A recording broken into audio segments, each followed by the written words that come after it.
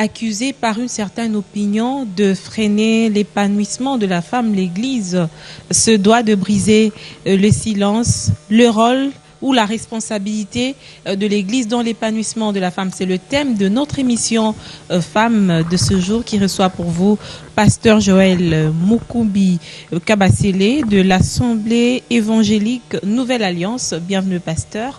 Merci.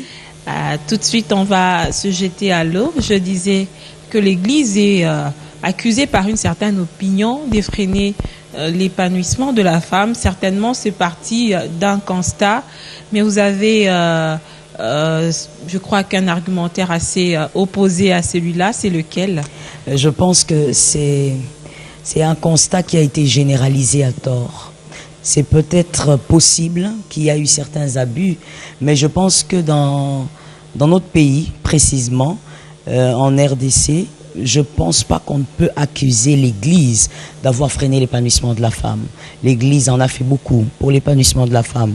Je pense plutôt qu'il y a d'autres facteurs dont il faut tenir compte. Il n'y a pas que l'Église. Je pense que c'est vraiment accuser l'Église à tort.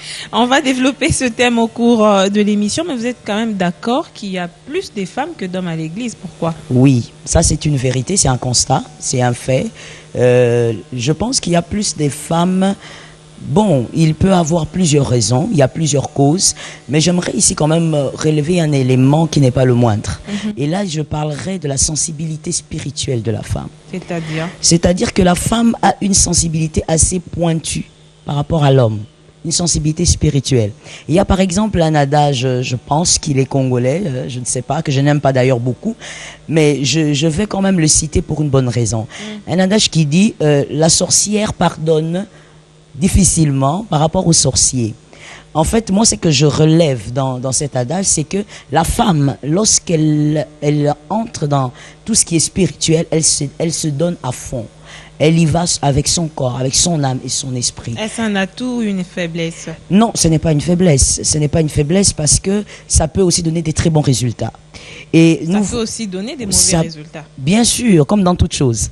Comme dans toute chose, il y a des bons résultats et de mauvais. Mais je pense que c'est un atout parce que si elle tombe entre des bonnes mains dans une très bonne église, je pense que ça sera magnifique. Et cela, ce n'est pas seulement le cas de l'église. Nous voyons aussi cela dans d'autres mouvements spirituels. Nous voyons qu'il y a plus de femmes que d'hommes. Et quand la femme s'engage avec conscience, je vous assure, c'est quelque chose de très bien. C'est vrai aussi que sur le plan de la densité de la population, la femme est majoritairement représentée. Ça peut se justifier. Exact. Mais je reviens encore à cette question de sensibilité spirituelle parce que ça pose beaucoup de problèmes. L'on lie finalement la sensibilité de la femme à une certaine faiblesse. Vous avez dit que c'est un atout, oui. Dans la mesure où elle devient naïve. Elle accepte tout. Aveuglement, sans trop de discernement, elle est partie. On lui dit de donner les biens de sa maison, elle y va. On lui dit de faire 3 jours à l'église sans s'occuper de sa famille. C'est finalement un désordre. Oui, je suis d'accord avec vous. Le désordre peut toutefois s'établir lorsque l'enseignement n'est pas bien donné, lorsque c'est une mauvaise connaissance qui est installée. Mais je continue à croire que c'est un atout, cette spiritualité, parce que cette spiritualité peut amener aussi beaucoup.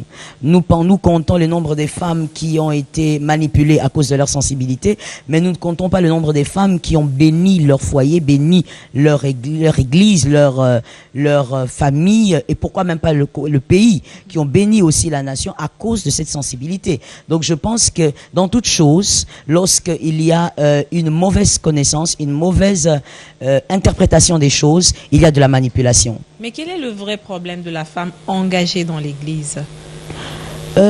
Il serait très difficile pour nous de généraliser le vrai problème de toutes les femmes qui s'engagent à l'Église. Parce qu'il faut dire que chacune d'entre elles a ses propres besoins, ses propres soucis. Ce qui est vrai, c'est que chacune est à la quête de quelque chose. Mais il est difficile pour nous, il serait vraiment assez compliqué de généraliser les besoins. Nous dirons que c'est à voir selon les cas. Tout dépend. J'aimerais savoir quand est-ce que l'Église constitue un frein à l'épanouissement de la femme.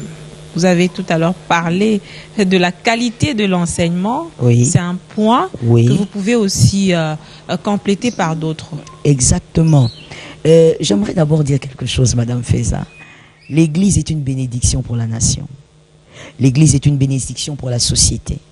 L'Église locale, elle existe pour l'éducation, l'orientation, le conseil et évidemment pour conduire le peuple vers l'éternité. Je pense que l'Église est une bénédiction. Mais l'Église locale peut aussi être un frein. Ça, c'est vrai. Et comme je l'ai dit tantôt, tout dépend de la qualité de l'enseignement.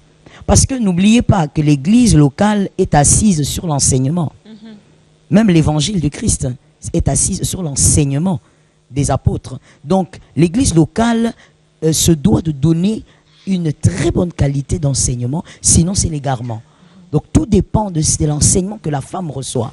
Et c'est un grand danger. Mais vous êtes quand même d'accord avec nous que la manière dont nous prions ici et les pays développés, c'est très différent.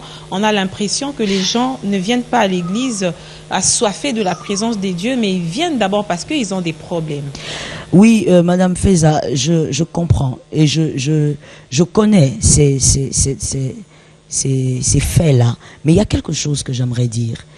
Nous n'allons pas quand même trop condamner cette population parce que c'est une population qui vit aussi dans une souffrance remarquable. Elle a besoin de s'appuyer sur quelque chose ou sur une force qui pourra l'aider à avancer, à croire au lendemain. Et c'est l'Église. C'est l'Église. Et ce qui se passe, c'est que nous acceptons cette population de cette manière. Mais arriver à l'Église, c'est maintenant au berger, c'est maintenant au pasteur de comprendre, de ne pas utiliser cette faiblesse qui est la pauvreté pour manipuler le peuple, mais d'utiliser cette faiblesse comme un appât pour qu'ils arrivent à l'Église et donner l'enseignement qui se doit d'être donné dans l'Église. Et comment, selon vous, l'Église doit accompagner la femme dans son élan de développement? Quels sont les atouts que l'Église peut utiliser pour aider la femme à s'épanouir? D'abord, l'Église doit recadrer quelque chose dans la connaissance de la femme, surtout au Congo. L'Église doit faire comprendre à la femme qu'elle est importante. L'Église doit faire comprendre à la femme qu'elle est capable de s'épanouir dans n'importe quel domaine de la vie, qu'elle n'est pas obligée d'avoir une béquille toute sa vie pour survivre. Donc, tout passe par l'enseignement. Moi, j'insisterai sur l'enseignement parce que tout passe par là. Mais on a l'impression aussi que l'enseignement détruit en même temps. Je prends un exemple assez banal. Les pesanteurs sociales ne permettent pas à la femme d'être assez libre dans certains domaines. Et quand elle va à l'église, ça rattrape toujours. On dit que la femme ne doit pas parler, la femme doit s'y taire selon une certaine évangile. Est-ce que cette manière de voir les choses pourrait faire avancer la femme? Tout dépend. Tout dépend de ce que ces églises expliquent en disant à la femme que la femme doit se taire, que la femme ne doit pas parler. Vous savez, moi je pense, c'est pourquoi tout à l'heure, Madame Feza, je vous ai dit que c'était quand même à tort d'accuser l'Église d'être responsable du blocage de l'épanouissement de la femme. Parce que moi personnellement, j'ai vécu cela. C'est-à-dire, vous communiquez, vous enseignez à la femme, vous transmettez une certaine connaissance selon les valeurs bibliques, mais le frein où l'obstacle se retrouve dans sa propre famille. Et c'est un obstacle culturel. On affronte ça tous les jours, Madame Feza. Et je remercie le Seigneur parce que vous avez permis qu'on puisse parler de cela. Parce que ce sont des choses qu'on ne crie pas du haut des toits. Ce sont des choses que l'Église rencontre. Vous pouvez enseigner, vous pouvez communiquer la parole de Dieu, les valeurs bibliques sur l'épanouissement de la femme. Mais vous verrez que cette femme, vous verrez qu'elle va rencontrer les obstacles dans son environnement, à son travail, dans sa propre famille. Moi, j'ai vu des femmes venir me dire, non, mais dans ma famille, quand j'ai un peu parlé avec tel ou tel autre parent, il m'a dit, mais non, cette femme veut vous transformer en rebelle. Et on comprend que ce sont des valeurs culturelles. On vit avec, Madame Feza. On vit avec tous les jours au quotidien. On ne le sent peut-être plus, on ne le voit peut-être plus. Mais ces barrières culturelles sont là. Mais comment les transcender, justement? il faudrait pas s'arrêter. Il faudrait y croire. Il faudrait continuer à enseigner, continuer à transmettre les vraies valeurs de l'épanouissement. Il faudrait pas se fatiguer. Moi, comme je vous le dis, je l'ai vécu plusieurs fois, mais ça ne m'a pas arrêté, ça ne m'arrête pas. Par la grâce de Dieu, je continue à me ressourcer par la puissance du Saint-Esprit, mais je continue à communiquer les valeurs, les vraies valeurs à la femme pour son épanouissement selon la parole de Dieu. Donc il ne faudrait pas s'arrêter. Il faudrait qu'on en parle partout, pas seulement à l'église. Il faudrait en parler partout. Mais j'aimerais, il y a un verset qui dit, vous allez me compléter certainement, à celui qui a, on ajoute, n'est-ce pas? Oui, oui. La suite? À celui qui n'en a pas, on retranche. On retranche. Mais qu'est-ce que les femmes elles-mêmes, elles amènent à l'église pour vous permettre, à vous qui êtes des leaders, de les accompagner? Parce qu'on a quand même une catégorie des femmes qui n'ont pas étudié. Oui, bien sûr. Croire? Est-ce qu'elles vont comprendre cet enseignement? Oui, c'est ça la difficulté. C'est surtout auprès de ces femmes qui n'ont pas eu l'opportunité d'avoir une instruction. Et là, nous y allons comme vraiment en parlant à des enfants. Comme en parlant à une fillette de 3, de 4 ans.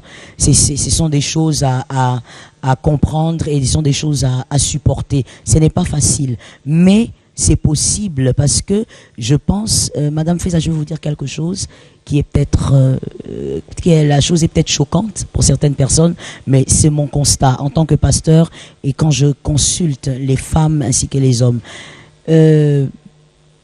L'homme congolais en général n'a jamais reçu d'éducation. Ils seront choqués certainement. C'est clair. C'est l'homme clair. Avec grand H ou avec grand H. Ok. Avec grand H.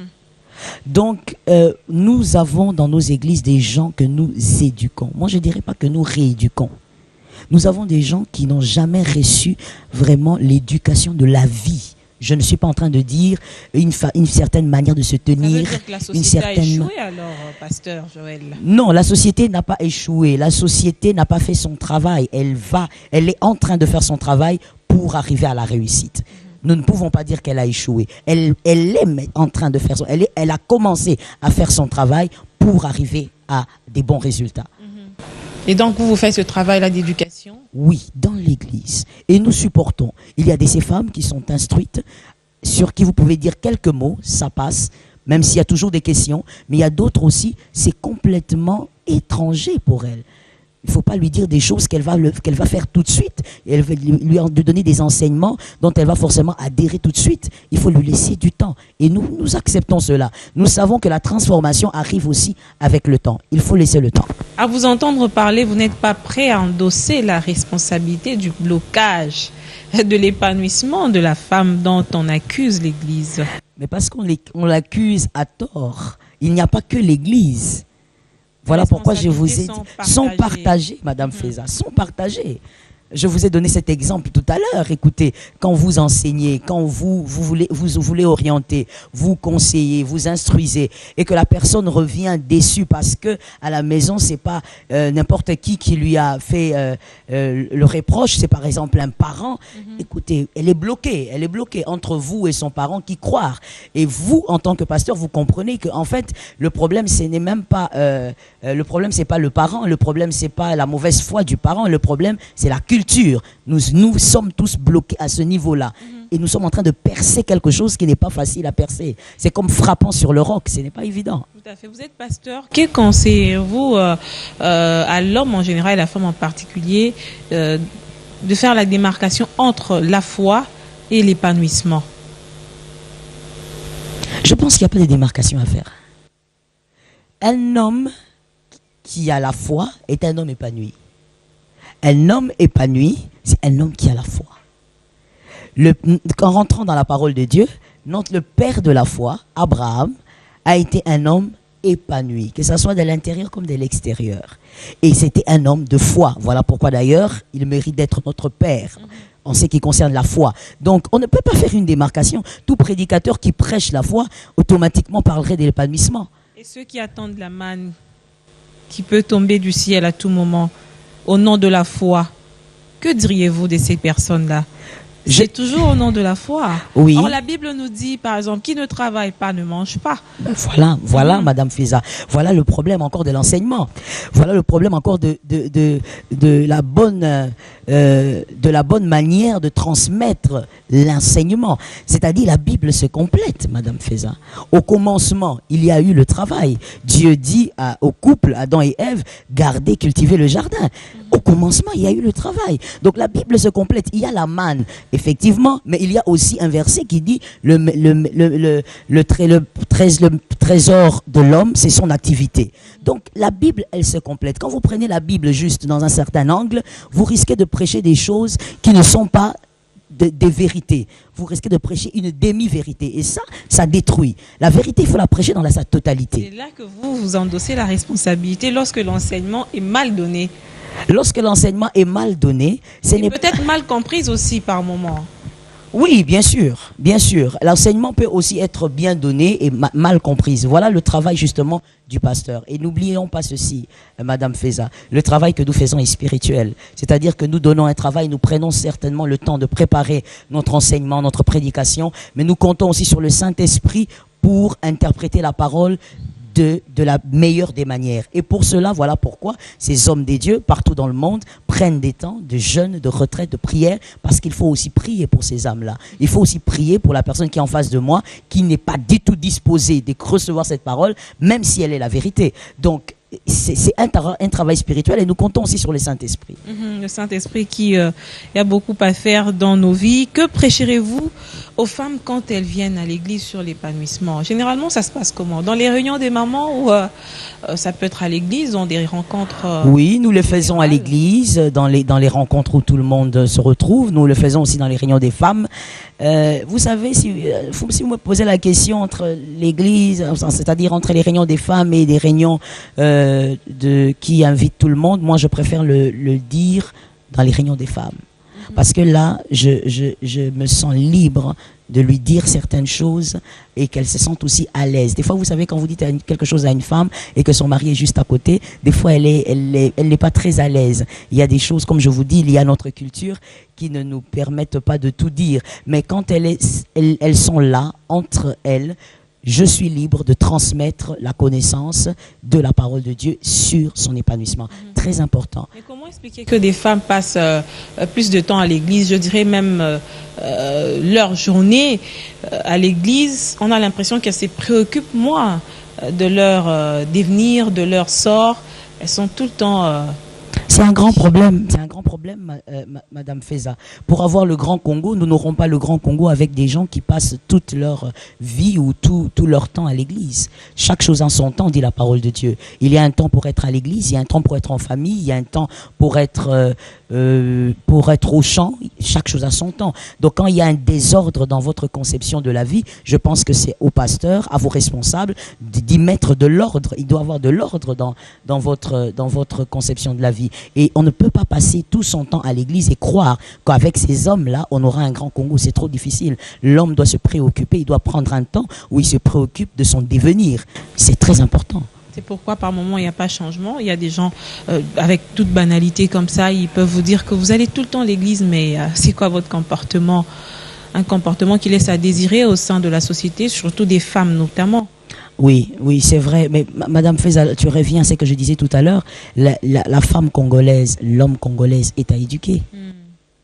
Il est à éduquer. C'est-à-dire que même quand elle va à l'église, pour elle, c'est un lieu où peut-être qu'elle se sent bien, peut-être que c'est pour fuir le bruit qu'il y a à la maison, surtout pour la jeune fille, c'est pour éviter que maman répète tout le temps qu'elle est âgée et qu'elle se marie pas. Donc elle va à l'église, elle est avec les copines. C'est un peu comme un petit club, mais le caractère ne change pas. C'est-à-dire qu'elle est à éduquer. Il faut lui dire qu'à l'église, c'est pas le lieu où tu viens pour fuir les problèmes extérieurs. L'église, c'est un lieu de transformation, c'est un lieu de victoire, de vie, c'est un lieu de partage, c'est un lieu où tu reçois la vie de Dieu pour changer, transformer ta vie. Docteur, pasteur plutôt, quel est le profil de cette femme épanouie d'une manière générale dans la société, mais une femme épanouie chrétienne aussi, c'est important, puisqu'on parle de cet aspect de la responsabilité de l'Église. Bien sûr.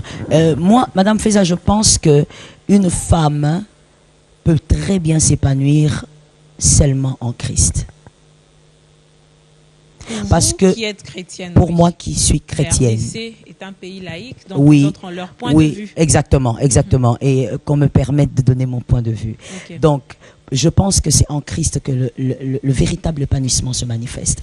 Je rentre dans la parole de Dieu où Jean parle à un ancien qui s'appelait Gaius, qui était l'un de ses fils spirituels. Il lui dit, je souhaite que tu prospères et que tu sois en bonne santé, que tu prospères à tous égards. Il commence par là, à tous égards. Mais comme prospère l'état de ton âme. C'est-à-dire, la prospérité doit commencer à l'intérieur et elle va s'extérioriser. C'est-à-dire, l'épanouissement aussi doit commencer à l'intérieur. L'épanouissement qui n'est pas de l'intérieur, qui est simplement externe, ce n'est pas de l'épanouissement. C'est juste un semblant, c'est quelque chose de façade. Ce n'est pas la vérité. Vous voyez, ça peut être vu. N'est pas forcément lié à une richesse quelconque. Non, pas forcément. Pas forcément. Elle doit d'abord commencer par l'âme. C'est lorsque vous venez à l'église, c'est ça qu'on doit vous enseigner, même dans l'église. On doit vous enseigner que c'est Christ qui transforme votre intérieur et ça va influencer votre extérieur. On ne vient pas à l'église pour être épanoui d'abord matériellement. Moi, j'ai déjà reçu plusieurs femmes qui sont épanouies matériellement, mais très, très tristes de l'intérieur. Elles donneraient tout pour changer de vie. Mais quand les autres regardent, elles envient, surtout les femmes. Elles se disent, non, mais celle-là, regarde son âge, elle a ceci, elle a cela, elle fait des voyages. Mais elle-même sait qu'elle n'est pas en train de vivre.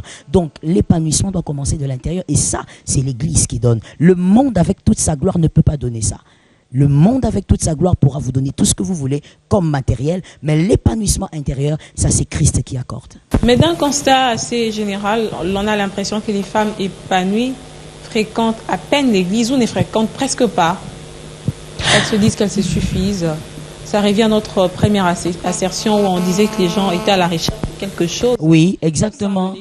Non, Madame Feza, comme je l'ai dit, ces femmes-là, c'est peut-être entre copines, et généralement d'ailleurs entre copines, oui, elles donnent l'impression d'aller bien, elles donnent l'impression d'être enviables, mais quand elles ont l'humilité de venir vers nous, les pasteurs, alors là, elles se libèrent, elles enlèvent le voile, et tu vois la vraie personne, c'est-à-dire qu'elle comprend que tout ce qu'elle possède, en fait, n'est rien. Parce qu'au fond, elle n'est pas heureuse. Au fond, elle n'est pas épanouie. Elle a besoin de quelque chose. Et cette chose, c'est comme je te le dis, cette chose, c'est quelque chose de spirituel.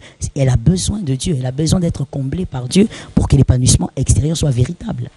Quelle est la place de la sagesse de la femme dans ce processus d'épanouissement? La femme doit être sage. La femme doit... Moi, je pense qu'elle doit beaucoup plus réaliser qui elle est et ce qu'elle peut donner. Qui elle est et ce qu'elle peut donner. Vous savez, Madame Feza, moi, je respecte le mariage. C'est une institution divine. Je prie pour les filles, les sœurs qui veulent se marier parce que il faut épouser le bonheur de votre vie, que ce soit un homme ou une femme. Mais je pense aussi que le mariage, c'est pour toute la vie. Mais le mariage, ce n'est pas toute la vie. Si le mariage était toute la vie, c'est que la veuve n'a plus de vie. Le veuf n'a plus de vie. Or, il y a une vie. Même lorsque votre conjoint meurt, il y a une vie qui continue. Et la veuve peut même avoir une belle vie. Mais Mais lorsqu'on n'a pas de mari, il y a une vie? Mais bien sûr, voilà pourquoi je dis que le mariage fait partie. Le mariage fait partie de la vie, Madame Feza. C'est-à-dire, c'est une bénédiction qui vient s'introduire dans votre vie. Ce n'est pas toute votre vie. Vous devez vivre avec votre conjoint toute la vie, mais ce n'est pas toute votre vie. C'est une bénédiction qui s'introduit à votre vie. Vous la savourez comme vous pouvez savourer un très bon travail, comme vous pourrez savourer une naissance. Donc, c'est pour dire que la femme doit être enseignée à ce niveau-là, surtout chez nous. Parce que la femme qui a la mentalité, comme quoi le mariage, c'est le bouée de sauvetage. Le mariage, c'est ce qu'il faut pour vivre une grande délivrance. Nous rencontrons... C'est le cliché qu'on a donné à cette femme. Justement, nous rencontrons beaucoup de femmes blessées, déçues, vivant dans des mariages, mais incapables de bénir son foyer, de bénir sa famille, parce que c'est une femme blessée. Je pense qu'il y a beaucoup de divorces aujourd'hui. Oui, il y a beaucoup de divorces. Mais je vais te dire aussi une chose. Il y a je ne sais pas comment le dire, mais il y a beaucoup de divorces tout en étant toujours dans un même toit. Sur un même toit. Okay. Ils sont divorcés, mais ils vivent sur un même toit. On en connaît beaucoup. Vous les voyez, vous les saluez, ils sont mariés, c'est monsieur tel, c'est madame tel, mais ils sont divorcés depuis très longtemps. Justement, condamnés à rester hypocrites parce que la Bible, quelque part, dit non, que l'homme ne se sépare pas de sa Madame femme. Feza, condamnés à rester hypocrites à cause de l'enseignement reçu depuis l'enfance. À cause de l'enseignement reçu depuis l'enfance. Depuis l'enfance, on a dit à la petite fille, tu vas étudier, pour ceux qui ont été d'ailleurs gentils, tu vas étudier, mais tu sais, toi, c'est le mariage. D'ailleurs, voilà pourquoi tu dois passer 2 heures à lire, mais tu dois faire 5 heures à apprendre comment faire la lessive, à faire une grosse boule. C'est le problème, c'est l'enseignement qu'elle a reçu depuis le bas âge. Non, Madame Feza, c'est une culture, mais ce n'est pas une valeur. Je refuse de croire que c'est une valeur. Ce n'est pas une valeur de faire croire à la femme que toute ta vie, c'est de préparer, de faire la lessive. C'est une très bonne chose, hein. C'est une très bonne chose, mais je pense que ce n'est pas tout ce qu'elle a à faire. Une femme qui est capable d'amener aussi son apport dans ce mariage, un homme qui achète une télévision le matin et une femme qui peut amener une radio le soir, je crois que c'est une bénédiction. C'est un foyer équilibré. C'est un foyer équilibré. Et moi, je considère que le mariage est comme un jardin. L'un sème, l'autre doit arroser. Mais si la femme n'est là que pour contempler l'homme s'aimer, je crois que même cet homme, même s'il vous aime beaucoup, il va s'essouffler. Mais si seulement l'on comprend bien que le mariage c'est un bonheur, quand il y a blocage par exemple, plusieurs femmes ou plusieurs foyers se retrouvent dans cette situation. Qu'est-ce que vous conseillez à ces femmes-là particulièrement, puisqu'il s'agit de la femme, parce que ça devient un frein à son épanouissement au lieu que le mariage soit un bonheur pour elle? Quand il y a un blocage, dans quel domaine? Dans les finances par exemple? On va dans le domaine le plus simple d'abord, la compréhension entre hommes et femmes, par exemple. Dans la mesure où vous ne comprenez pas, vous n'avez pas le même entendement sur certains sujets, ça devient plus grave qu'un blocage financier. Exactement, ça devient plus grave. Voilà pourquoi dans le mariage, on n'y entre pas seul. Madame Feza, moi, ça m'a toujours surprise de voir les hommes comme les femmes vouloir traverser une rivière avec assurance et pourtant, il n'a jamais traversé cette rivière. Il a une très grande assurance. Il va choisir une femme, elle va choisir un homme et elle ne fait écouter personne. Et pourtant, elle n'a jamais été mariée. Moi, je pense que c'est pas une aventure. C'est quelque chose, on y va en étant conscient. Et il faut se faire aider. Il faut se faire aider par des personnes qui ont déjà été mariées. Par exemple, vous parlez de l'incompréhension. Mais ce sont des choses qu'on règle avant le mariage, Madame Feza. C'est vrai que dans le mariage, il y aura toujours un petit temps que moi j'appelle un temps d'ajustement. Ça peut prendre 3 ans, ça peut prendre 5 ans pour certains, tout dépend. On s'ajuste un peu parce que chacun a son éducation, chacun vient de son côté. Mais il y a des grandes lignes qu'on règle avant le mariage. Et généralement, les fiancés, qu'est-ce qu'ils font? Ils ferment les yeux au nom de l'amour. Or, c'est la mort. C'est la mort, vous avez dit ça, me rappelle l'un de vos enseignements, comment choisir son conjoint. C'est quand même un enseignement sur lequel vous vous focalisez de plus en plus dans l'église. Vous donnez quand même quelques critères à ceux-là qui veulent s'engager en vue d'éviter le pire dans le mariage. Ça, c'était l'aspect mariage. Je veux quand même revenir sur ce profil de la femme dans l'église. Aujourd'hui, il y a des phénomènes comme ça qui prennent de l'ampleur. La femme, c'est vrai qu'elle veut être épanouie, mais on pense que la vitesse avec laquelle elle y va, il y a une perte de vitesse finalement et on est perdu. Les phénomènes des bicoudis, les phénomènes où les femmes exagèrent un peu dans la manière de servir, les phénomènes où ce n'est plus l'évangile, c'est une sorte d'hérésie. On ne juge pas, Dieu ne le permet pas, mais comment recadrer les choses? Est-ce que c'est les temps de la fin finalement? Oui, aussi, hein. Vous savez aussi, c'est aussi le temps de la fin, c'est quelque chose de normal. Lorsque vous êtes un lecteur de la parole de Dieu, vous comprenez que certains événements annoncent déjà la fin, annoncent l'enlèvement, annoncent la venue du Christ.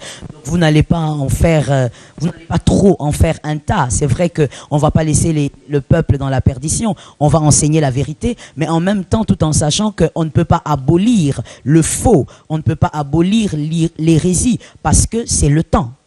Le temps est accompli, ça doit se manifester ainsi. Et comment se prévenir? La parole de Dieu. Le peuple de Dieu aujourd'hui, Madame Feza, ne doit pas seulement être un peuple qui reçoit une parole sans la vérifier, sans la lire. Nous avons aujourd'hui, malheureusement, un peuple qui entend sans lire.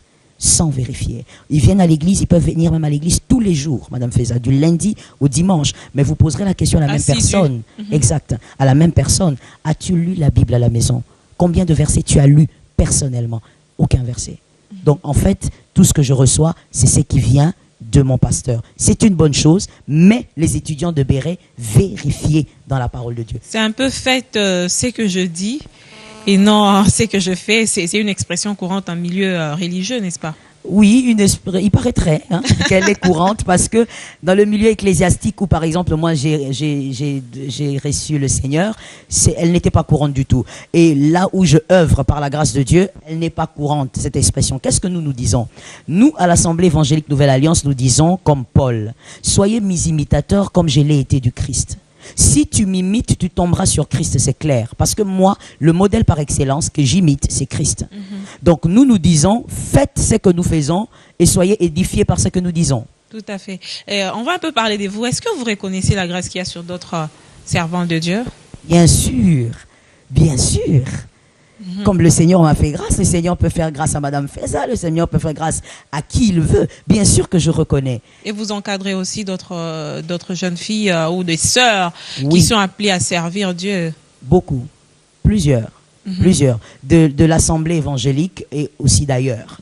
La plupart, elles viennent d'ailleurs, elles viennent chercher un encadrement et on le fait par la grâce de Dieu. C'est quoi votre secret de réussite en tant que maman pasteur? Oui. Sur quoi vous basez, vous basez votre réussite? Premièrement, votre succès? Premièrement, je compte sur Dieu. Je compte mordicus sur Dieu. Je crois que c'est Dieu qui accorde la réussite. Deuxièmement, sur l'organisation. Généralement, mon emploi du temps est fixé comme une montre suisse. J'aimerais respecter l'emploi du temps comme il a été Ça, je programmé. peux aussi le témoigner. Hein? Ah, merci. Parce que sans ça, Madame Feza, je serais une femme pasteur, mais qui serait peut-être une mauvaise mère. Et vraiment, c'est la chose que je... Mauvaise mère, mauvaise épouse. Exactement, aussi, c'est la chose que je refuse. Vraiment, je refuse. Dieu m'a fait grâce, j'ai les enfants que j'ai. J'aimerais être un modèle pour eux. J'aimerais qu'ils servent Dieu parce qu'ils ont choisi Dieu, mais parce qu'ils me prennent aussi pour modèle. Ça serait quand même illogique que mes enfants refusent de servir Dieu parce que moi, j'ai été une mauvaise mère. J'ai été là que pour l'œuvre de Dieu. Je n'aimerais pas ça. Et en même temps, vous êtes maman pasteur, c'est vrai. Vous êtes épouse d'un pasteur aussi. Oui. Et vous-même pasteur. Comment vous faites pour concilier, pour arranger, pour finalement tout ce mélange sans trop causer des dégâts? Exact. Ce n'est pas facile. Mais il faut simplement il faut que les choses soient très claires dans votre compréhension des choses.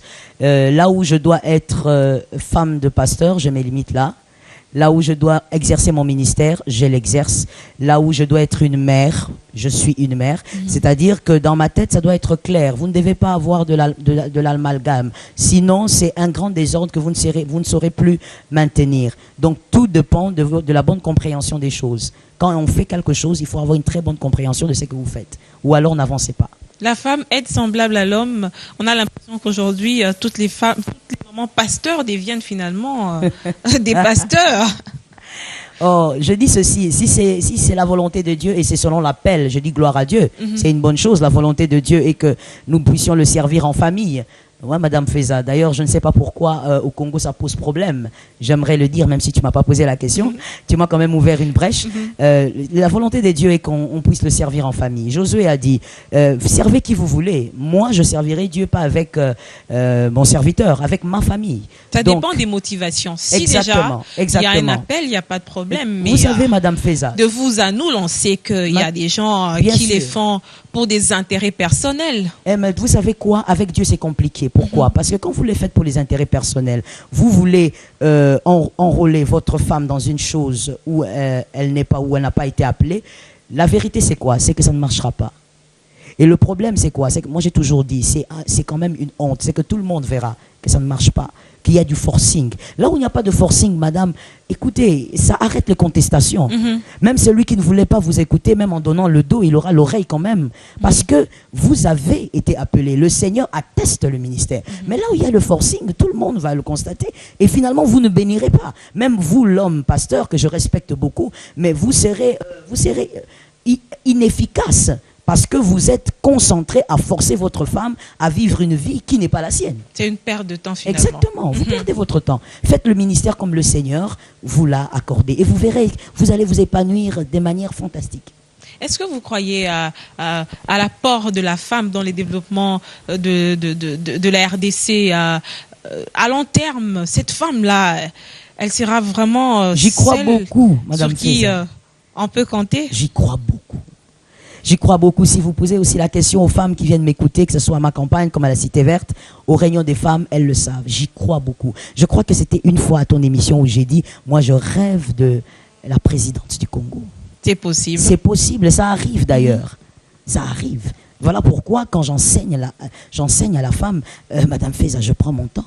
Je prends mon temps, je me remplis de patience. Je sais que ça va payer. Et je sais que je ne suis pas la seule à le faire. Nous sommes nombreuses, nous sommes nombreux, parce qu'il faut dire, dans ce combat, il n'y a pas que de femmes qui se battent pour voir la femme s'épanouir au Congo, pour un changement dans ce pays. Il y a aussi des hommes, j'ai vu des hommes, si à télé, avec cœur et âme. Et nous sommes nombreux, nous allons y arriver. Ce leadership féminin devrait se reposer sur des modèles, des repères. Oui. Est-ce qu'on en a suffisamment?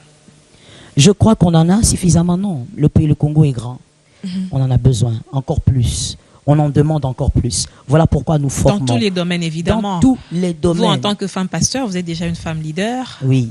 Et vous servez de repère pour beaucoup des femmes qui par la grâce suivent. De Dieu, oui. Et on voudrait aussi que dans d'autres secteurs comme ça, on ait un peu plus des repères, des modèles. Toujours plus, toujours plus. Mais l'on vous reproche aussi à vous, femmes, de ne pas vouloir parler, de ne pas trop transmettre ce que vous avez reçu comme grâce aux autres femmes.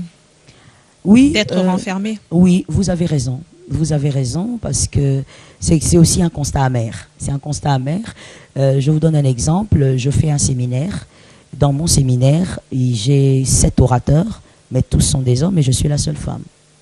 Est-ce que ça veut dire que je suis la seule femme capable de prêcher à Kinshasa, au Congo? Non. Non.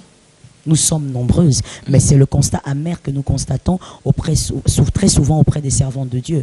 C'est-à-dire croire que la femme congolaise, que l'autre qui est femme comme toi a reçu aussi la grâce et qu'elle peut bénir. Vous voyez ça? Vous voyez l'homme qui est à côté de vous qui peut bénir, nous disons gloire à Dieu. Mais je pense aussi qu'au fur et à mesure que nous présentons ces femmes-là qui sont capables de bénir, la génération montante gagne en espérance. Sur ce point-là, vous êtes d'accord que les hommes ont quand même assez évolué entre hommes, des invitations ça passe, la collaboration, la synergie, ça évolue très vite, mais chez la femme congolaise en particulier, sous d'autres cieux, on a vu aujourd'hui, il y a des réseautages, mais du côté du Congo, on doit fournir encore beaucoup d'efforts. Beaucoup d'efforts, mais je pense aussi que c'est lié à la nature de la femme. Madame Feza, il y a des choses que la femme, en s'épanouissant, doit tuer. C'est par exemple des petits caprices de femmes, des petites jalousies, vraiment liées à la nature de la femme. Vous voyez ça, c'est lié. Quand on dit par exemple, Madame Feza fait très bien son travail et que moi aussi je suis dans le même domaine, Madame Feza, j'acclame. Mais généralement la femme c'est quoi? Quand on fait des éloges à Madame Feza et que nous sommes dans le même domaine, non mais pourquoi elle? Pourquoi ça peut pas être moi? D'ailleurs, il y a telle chose qu'elle fait pas bien, moi je fais mieux. Non, écoutez, il y a personne qui fait tout très bien. Ok? Certainement qu'il y a des choses que tu fais mieux que Madame Feza. Mais quand elle fait bien son travail, toi en tant que femme, acclame. Parce que c'est dans ton intérêt que les femmes montent et dans tous les domaines. J'allais dire sur ce plan-là, le Saint-Esprit a encore du travail à faire parce que oui, là par exemple, c'est un problème de l'esprit devrait, oui, voilà, de transformation. C'est un travail, c'est quelque chose qu'on doit vivre à cause de la proximité qu'on a avec le Saint-Esprit. Ça, c'est vraiment quelque chose que le Seigneur doit faire par sa grâce. Ça me rappelle des enseignements sur les brisements, mais bon, on a que 45 minutes, hein, l'émission est déjà à sa fin, mais vous devrez en 1 minute vous résumer épanouissement de la femme, responsabilité de l'Église. Moi, j'ai retenu d'abord, c'est la qualité de l'enseignement que les femmes reçoivent. Et pasteur, à vous de conclure l'émission. Je compte sur toutes les femmes qui m'ont suivi pour croire en elles. Croire en elles, croire qu'elles sont capables de réussir dans tous les domaines de la vie. Je compte sur ces femmes pour encourager les autres. Je compte sur la femme congolaise pour supporter sa sœur congolaise qui n'a pas eu l'instruction comme elle, mais pour l'aider à comprendre que ce grand Congo ne va pas se relever simplement avec les hommes. Ce grand Congo a besoin de la femme. Et comme je l'ai dit tantôt, je le répète, moi j'attends la première dame congolaise qui sera présidente. C'est possible avec beaucoup de courage et de volonté. Madame, Messieurs, c'est la fin de cette émission. Nous avons parlé de la responsabilité de l'Église dans l'épanouissement de la femme. C'est vrai que le sujet est très vaste, mais nous l'avons recadré dans un contexte précis par rapport à certaines réalités de la RDC. Merci de votre fidélité à ce magazine. Merci, pasteur, d'avoir répondu à notre émission et à très bientôt, chers téléspectateurs. NASA.